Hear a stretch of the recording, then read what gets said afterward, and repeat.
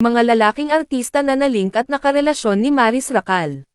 Number 1, Ibs Flores. Sa kanilang interview ni Maris at Ibs sa isa nilang proyekto, iniugnay ang aktor at tinutokso ng mga kasamahan, na crush umano ng aktor si Maris, at noong taong 2018 inamin ng aktor na si Ibs na magkaibigan lang sila, at mas lumalim pa nga ang kanilang pagkakaibigan, nang masundan pa ang kanilang proyekto na Bloody Crayons. Number 2, JC De Vera. Sa pagtatambalan ng dalawa sa isang pelikula ni Maris at JC De Vera, bilang isang professor at student, marami ang kinilig sa kanilang dalawa, bukas naman ang actress na masundan muli ang kanilang proyekto, malayo man ang agwat ng kanilang edad pero marami pa rin ang tumatangkilik sa kanila. Number 3, Inigo Pascual.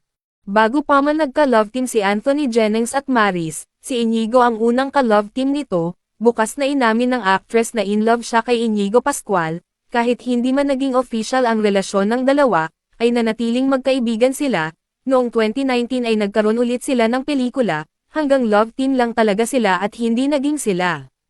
Number 4, Rico Blanco. Nagsimulang mapalapit ang dalawa nang mag-tweeted post si Maris na gusto niya ma-collab ang grupo ni na Rico Blanco, para mapahusay pa umano ang kanyang pag-awit, at dahil sa pagko-collab nila, hindi nagtagal nagkahulugan ng loob ang mga ito.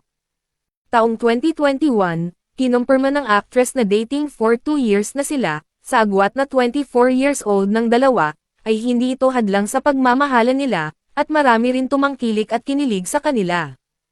Pero sa hindi inaasahan ng pagkakataon, emosyonal na inamin ni Maris sa publiko na hiwalay na nga sila ng boyfriend niyang si Rico Blanco. Inamin ni Maris na siya ang dahilan ng hiwalayan nila dahil umano sa mga changes na fe-feel niya. At nilinaw din ito na walang third party na nangyari.